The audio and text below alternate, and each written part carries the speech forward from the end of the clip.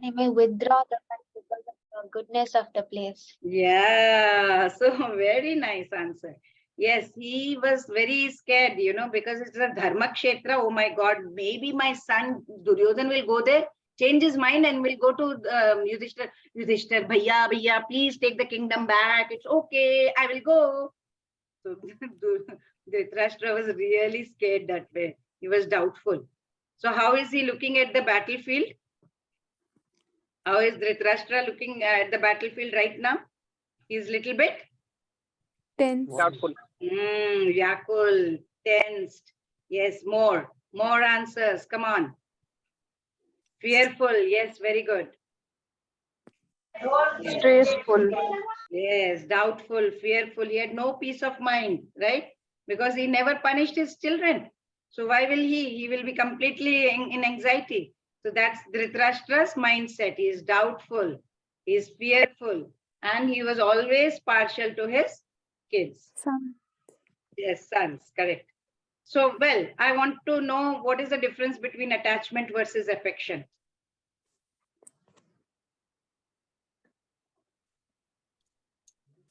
Yes, Santosh. Prabhuji, please. Attachment. Yes, Santosh. Hello. Yes, please. Yes, who's saying? So attachment, Niharika. Niharika. Okay, please. Yeah. It will be nice if everyone raises their hand. Okay. Niharika, just, yes, please continue. Attachment binds you with the other person. It, as you mentioned, it doesn't help you to give the right opinion or right suggestion, but at the same time, affection comes with a lot of empathy towards others. So it helps others always. It comes from a place of kindness and compassion. Excellent, excellent answer. Yes, Santosh Prabhuji, would you like to answer? Hare Krishna, Mataji. Yes. Mataji, yes, attachment makes a person blind, and he doesn't care for about what is right and wrong for the person. So he becomes so blind with the love for his children or some object that he doesn't think about what is the benefit for him or not.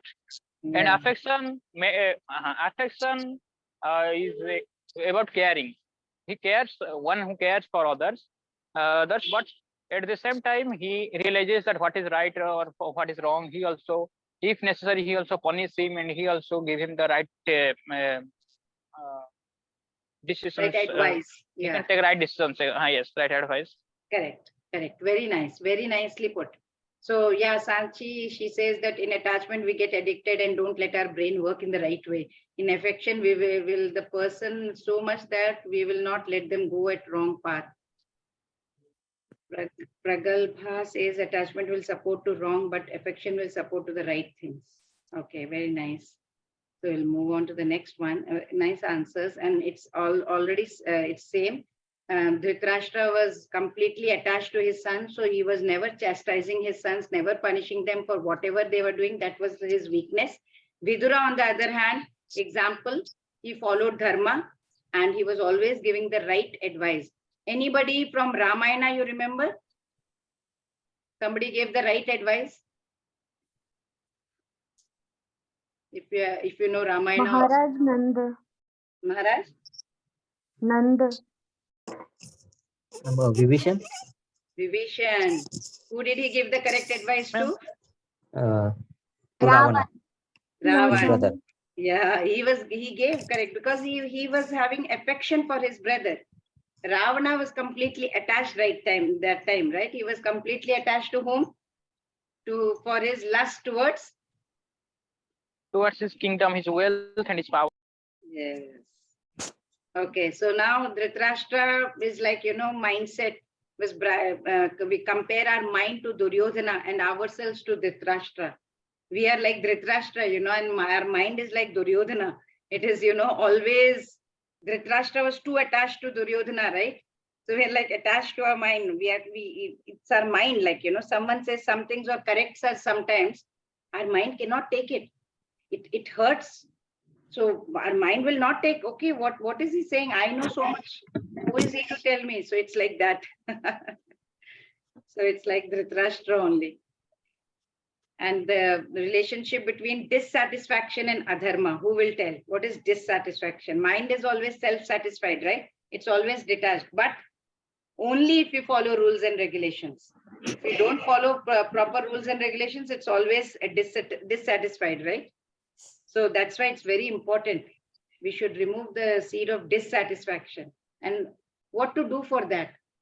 If we have to remove any kind of dissatisfaction from our mind, we should never ever do any adharma. Don't do anything wrong.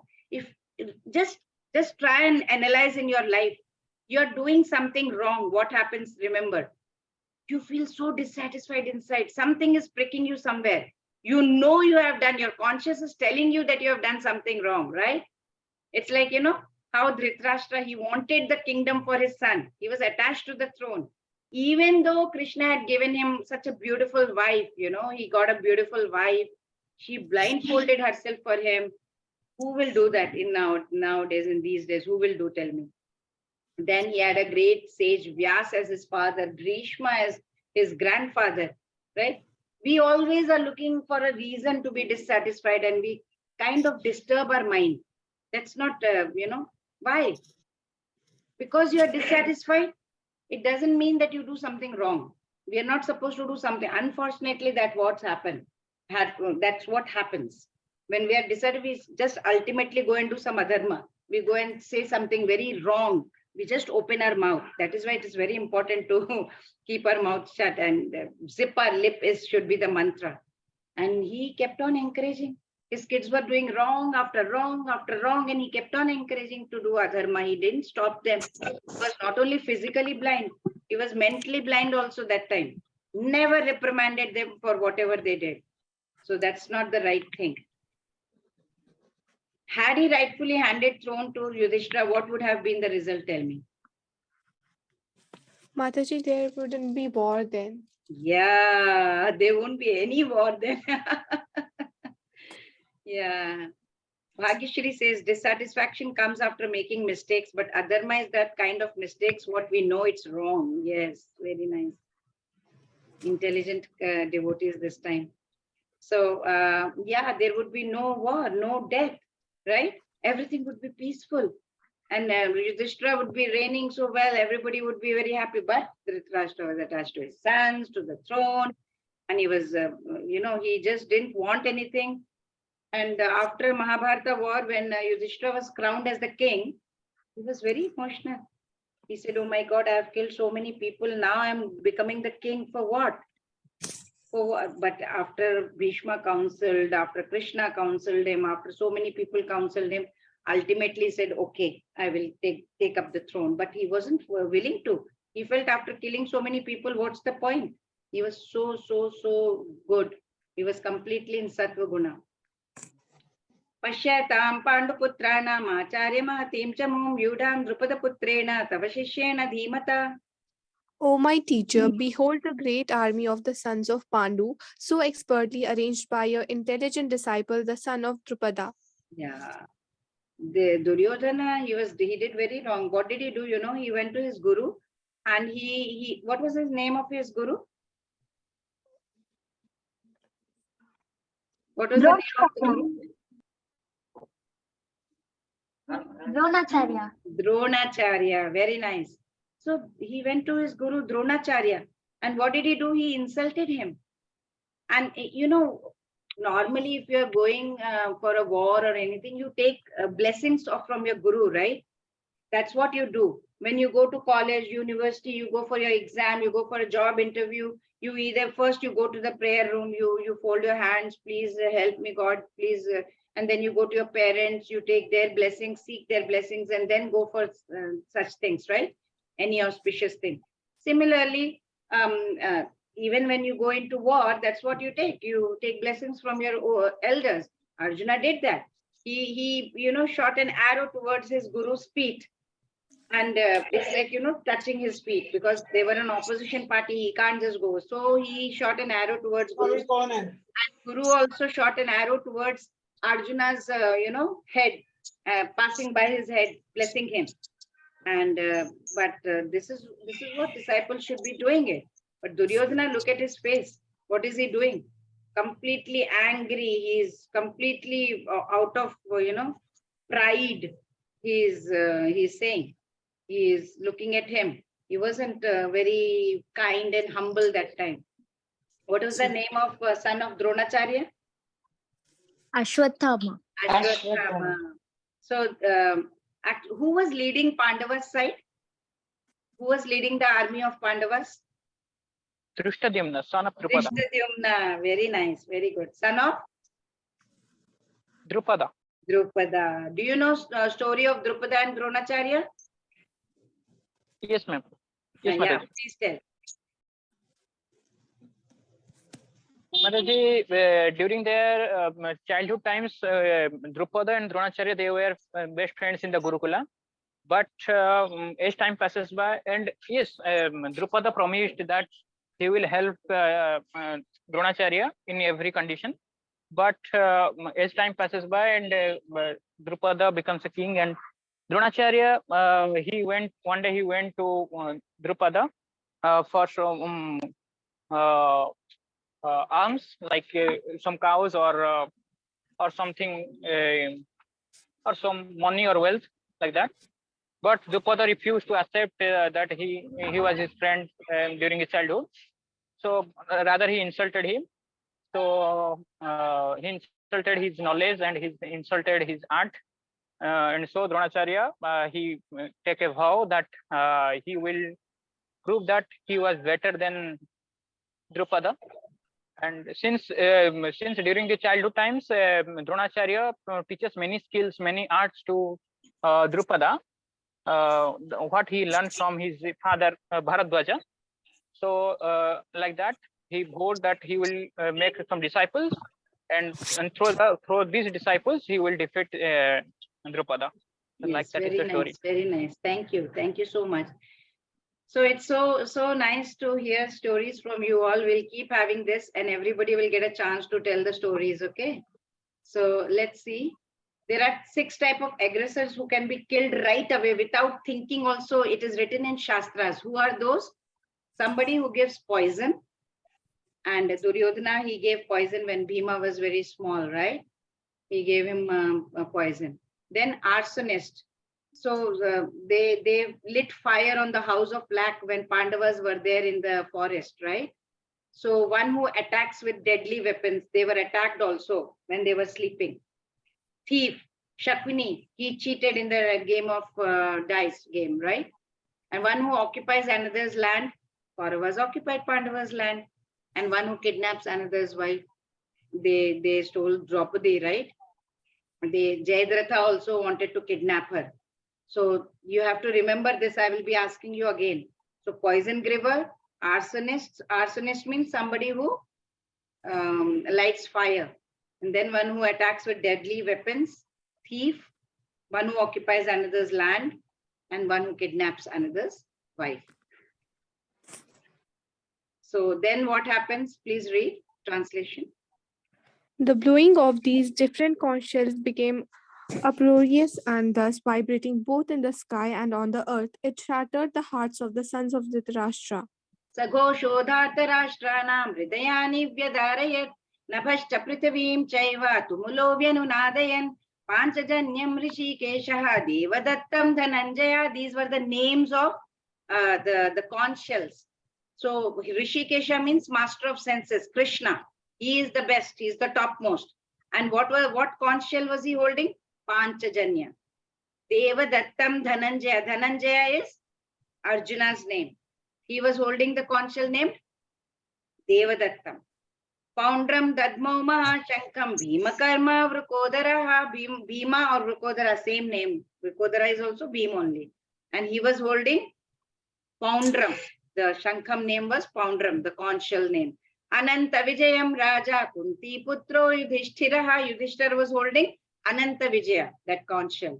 Nakula Sahadevashta Sughosha Mani Pushpakau. So Nakul was holding Sughosha and Sahadev was holding Mani Pushpakau. These were the names of the conch shells, you know. So how it is named? Rishikesha. Rishikesha is somebody called who is completely mastery on his senses.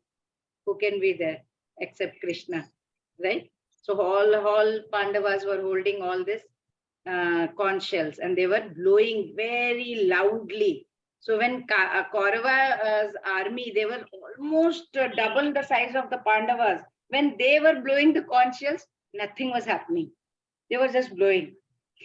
But when Pandavas blew the conch shells, you should have seen it blew each and every Kaurava, they blew them away like anything. It shook them.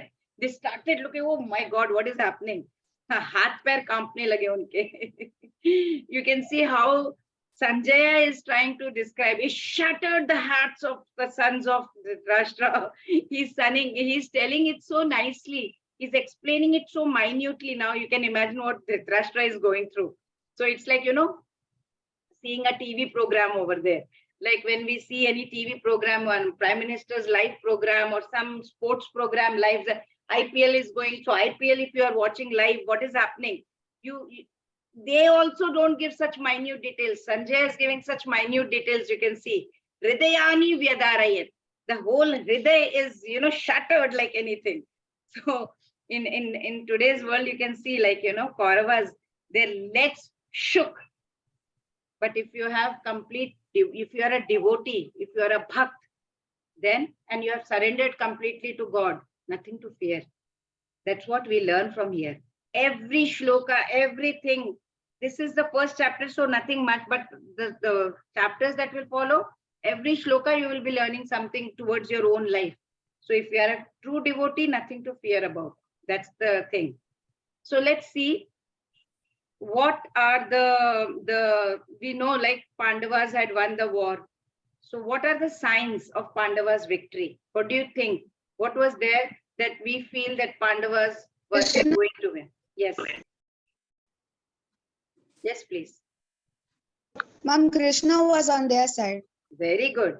That's the most important thing, right? Krishna was on their side. Anything else? They were following the dharma. Yes, the divine yes. chariot. And The divine chariot. divine chariot. Very good. Then Ma'am, Hanuman was in their flag. excellent. More. Come on. Very good. So far, so good. Gandiva. Matapi and the bow of Arjuna. Gandiva. Very good. They are the side of truth. And the divine councils. Field of Kurukshetra.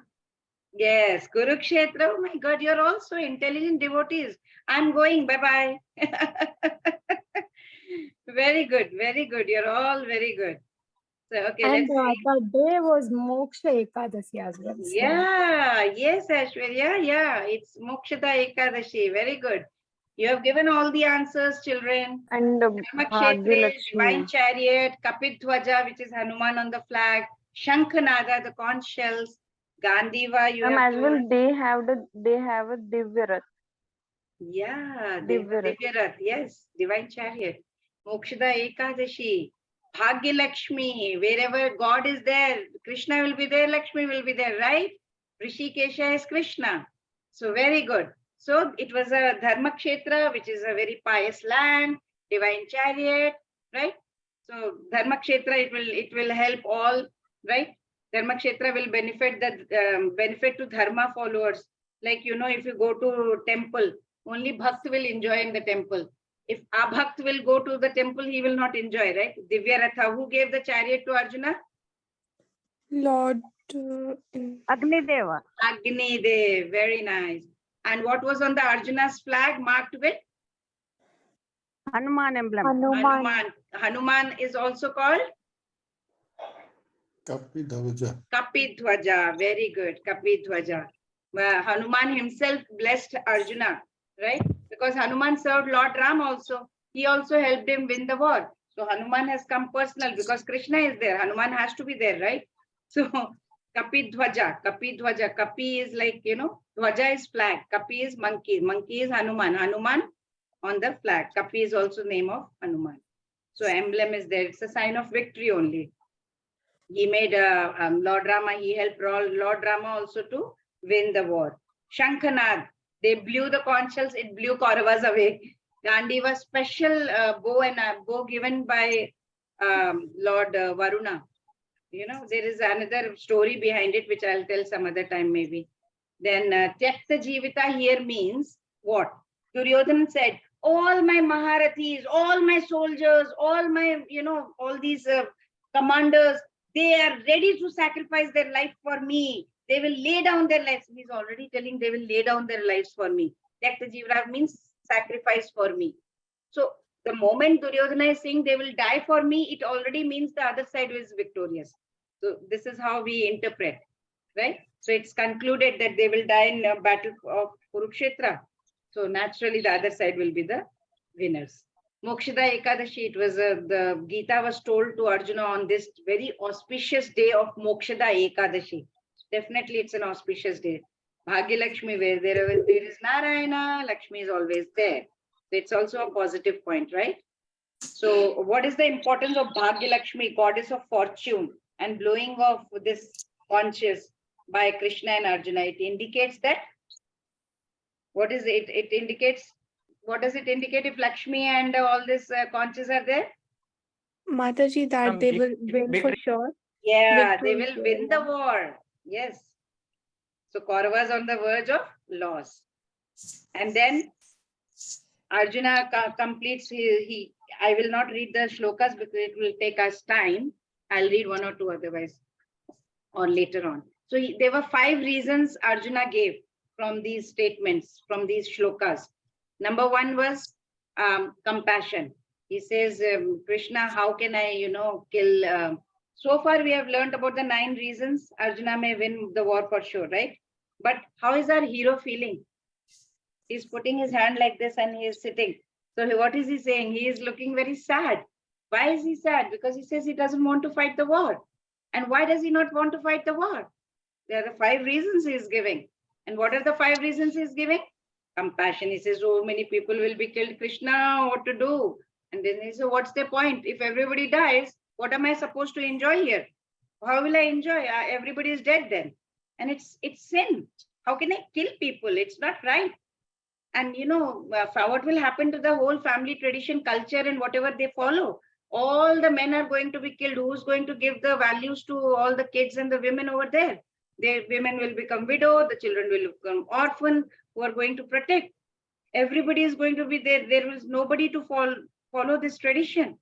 And when the women in those days, they were small, they were taken care by a father, and husbands after they get married, and widow sons would protect. If sons, husbands, everybody is dead in the war, who's going to take care? Everything will be, Kulanashanam will be there. So he became completely indecisive. So he was crying, he had tears in his eyes. And the symptoms that happened to Arjuna's body due to his compassionate nature, his limbs of his, because he is not scared. Okay, please remember this. His limbs of the body are quivering does not mean that he's scared.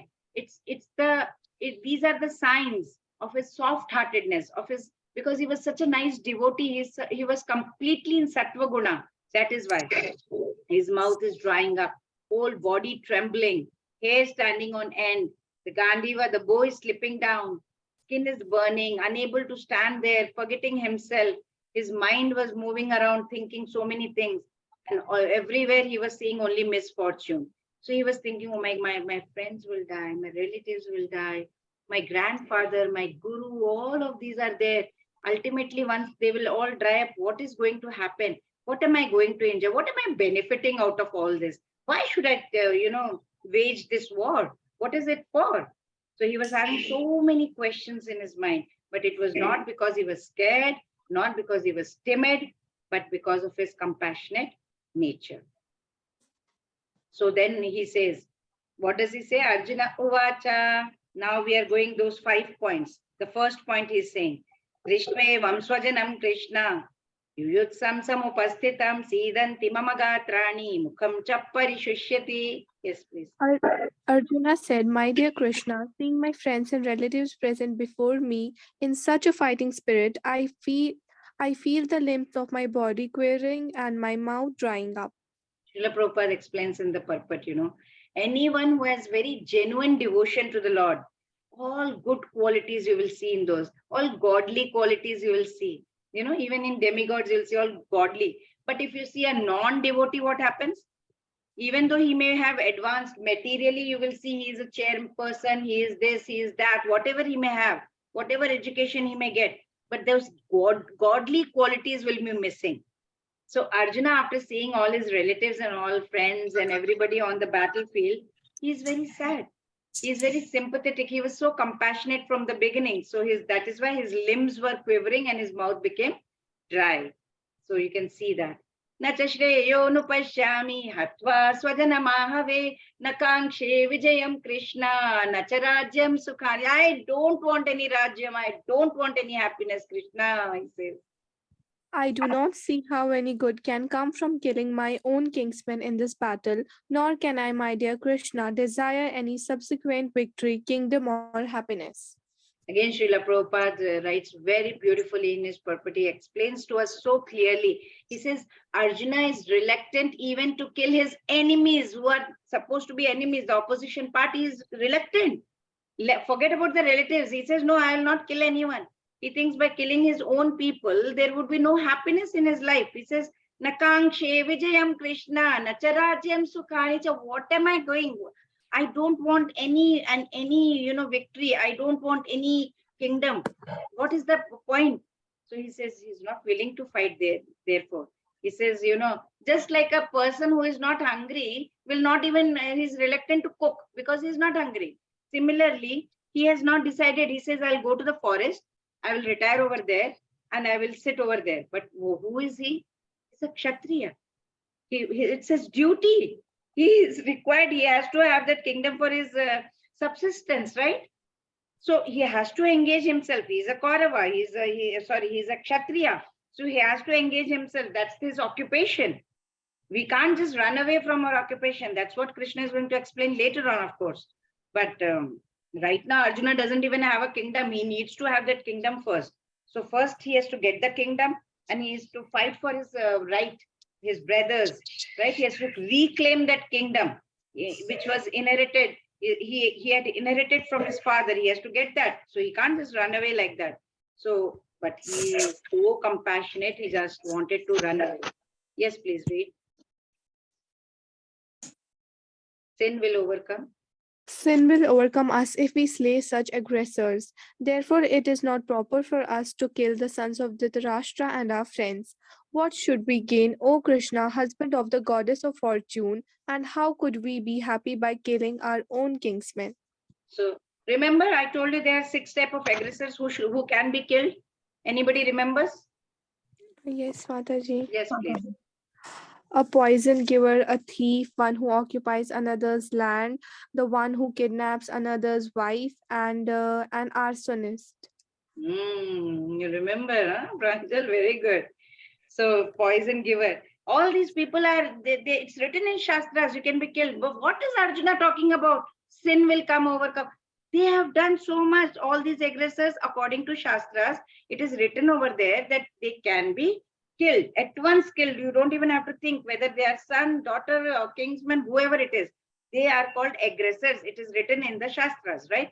So Arjuna, he was not an ordinary person, right? He was very, very saintly in character. So he wanted to deal with them in a very saintly manner. So, but of course, he was a Kshatriya. So it's not, saintliness is not for Kshatriya. So Arjuna thought, I should not take such a severe step necessary. It's okay, they are aggressors. I know they are aggressors. But then I better to forgive them. That much compassionate he was. Who will somebody is killing your own child, somebody is giving you poison, somebody is going and lighting up your fire. Would you also have the same feeling? No, I'm sure we won't. We'll be full of tamas bhavna, we'll be so angry. How dare he does that to my house? How dare he gives poison? But look at Arjuna, how he is feeling. You can imagine. That's what we are seeing from here. We are trying to learn something out of this. So he considers it such killing is, what is it? Is there any profit out of this? No need. So why should he risk his life and eternal salvation by killing his own kinsmen? Why should he risk his life? He says, forget it. It's okay. Let me not kill. Yes, please read the translation. We need to finish it. With the destruction of dynasty, the eternal family tradition is vanquished, and thus the rest of the family becomes involved in irreligious practice. Yeah. So what happens? All the soldiers, men are dead. Who's remaining over there? Small widows and the small kids. Who's going to teach them how to, teach them how, give them values in the family? Nobody there. If no one is there, everybody will have bad habits now. They are doing their own thing. They are wanting to do their own things. The complete irreligiousness, complete bad habits. And then what happens? There is no purpose over there, right? So if all the elders will be slain, then nobody to take care of the family. That's what he's giving the reasons. These are the reasons he's giving. Yes, please read. Nor do we know which is better, conquering them or being conquered by them. The sons of Dhritarashtra, whom if we killed we should not care to live, are now standing before us on this battlefield. So Arjuna did not know whether he should fight and risk unnecessary violence. Although, of course, fighting was his duty, no doubt about it, right? So who can tell me why was it his duty to fight? Because he was Kshatriya. Yeah, he was a Kshatriya.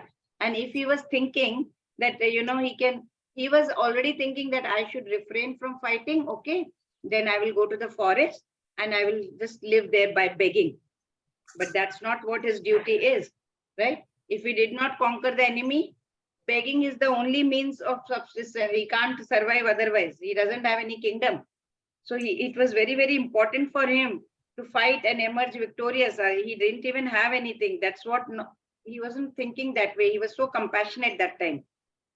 So if sons of Dhritarashtra will die in the battle, he says it will be very difficult to live in their absence. What will I do? Will I get that happiness? So this is all, it proves that how good a devotee he was, such a great soul, such an enlightened soul he was. He had complete control over his mind and his senses. We won't have. If somebody does something to us, we get so angry immediately. But look at the kind of detachment he is having. So that is what Arjuna is. So the 5 reasons that he gave us, he was very compassionate towards them. He says there will be no enjoyment. Then it is very sinful to do that. Family traditions will be gone, and he was completely indecisive. He didn't know what to do. So, but if you were in Arjuna's place, which one do you relate to more and why? If you were Arjuna, for example, which of this out of this 5 would you say, okay, I also have this towards the enemies? No Mataji, enjoyment. fifth point. Yes. Mataji, Family compassion. Okay. Compassion. Mataji, family traditions and compassion. Family traditions, yes. And All 5. Decision. Then each one of you is having different points towards you. So whatever is attracting, whatever you said, now you can think, these are something that is attracting you. So these are the qualities you are having. The moment you said compassion, that means you are a very compassionate person, or you are having that. If you were Arjuna, you would have also got that. So you can relate to whatever now, even though you are not telling me, it's okay. You can think in your mind, whatever you are able to relate to, that's what you are having inside your mind also. That's what you are. That's the kind of person you are. So you can see that. All 5, Satyavan. Satyavan, right? Yeah, all 5. Okay, very good. You are Arjuna now. Okay. So let's see. But Arjuna's all these 5 reasons. Do you think Krishna was convinced with all 5? No, he wasn't convinced. No. He was not convinced. He could not convince Krishna. Krishna persuaded Arjuna ultimately not to run away from the battle of Kurukshetra. He said, you are my friend, you are my devotee. So you have to fight for the right cause. You have to establish this dharma over here. And then he will start his discourse in chapter 2, right? He will talk, he will start. Till now, he hasn't said anything, right? So let's see chapter 1 summary quickly. Setting the scene, we learned about Dhritarashtra's mindset. He was having doubts. He was very fearful and he was partial. And, yeah. And Duryodhan's mindset, how was it? He was always bragging about his army and he was doubting his own loyal ones. He was looking at his guru like that. Whether the guru is going to fight properly or not. He was having doubts, all kinds of doubt in his mind. Then all auspicious Krishna. So what were the signs of Pandava's victory? Anybody? On the divine councils, the flag on which Hanuman resides, and the divine chariot, and also the Bhagya Lakshmi, and also due to Dharma, Pandavas are on the Dharma side. And it was the day of Moksha Ekadasi, and they are on the battlefield of Kurukshetra, the Dharma Kshetra, and Lord Krishna was on their side. Excellent, excellent, very good. You children are all really divine. Lord loves his devotees. So Lord Krishna is always the well-wisher and he serves his devotees.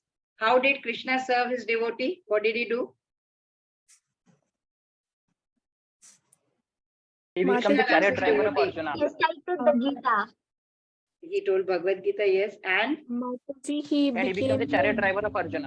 Yes, he became the chariot driver of Arjuna. Which Lord will do that? Tell me. Miseries of life. So we are always having that stress, types of miseries. And then after telling all these miseries and stressfulness, Arjuna says, sorry, I can't fight. And what does he do? He puts down his bow and arrow and he says, sorry, Krishna, I can't fight. That's how chapter 1 ends. Nothing much in chapter 1 except Arjuna's misery. So first Dhritarashtra inquired, Kim Akurvata, Duryodhan's fear, Mahatim Chamum, he says, blowing of conch shells. The moment that they blow the conch shells, Kauravas, they're completely scared. Hridayani Vyadarayat. Arjuna observes, he sees the whole army and then he puts down his Gandivam Samsritis Hastat. And the Gandivan is falling from his hand. Arjuna's reasons for not fighting, he tells that I can't find. Yadi mama pratikaram shastram shastra paneyaha dhartarashtrasrene hanyu tanme kshemataram bhavet, he says. So he says, better for me if the sons of Dhritarashtra, they come and they kill me. I will stand here unarmed. They let them kill me only. So that's how he was so compassionate that time. So Krishna anyway is Krishna, being the Supreme Personality of Godhead. He is going to answer Arjuna's query in the 2nd chapter, right? So whoever surrenders to Krishna, he has nothing to fear, right? Even if there is so much of calamity, that's the takeaway from this chapter, that if we surrender to Krishna and we are completely take shelter of Krishna, we have nothing to fear. And whatever difficulty, whatever problems come in your life, you will still remain strong. You will face the problem. I'm not saying the problems will go away.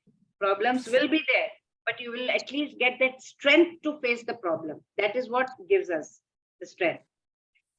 So, Vancha Kalpatarubhyashta Kripa Sindhubhyavicha Patitanam Pavanebhyo Vaishnavebhyo Namo Namaha. Hare Krishna, Krishna Krishna, Hare Hare, Hare Rama, Rama Rama, Hare Hare. So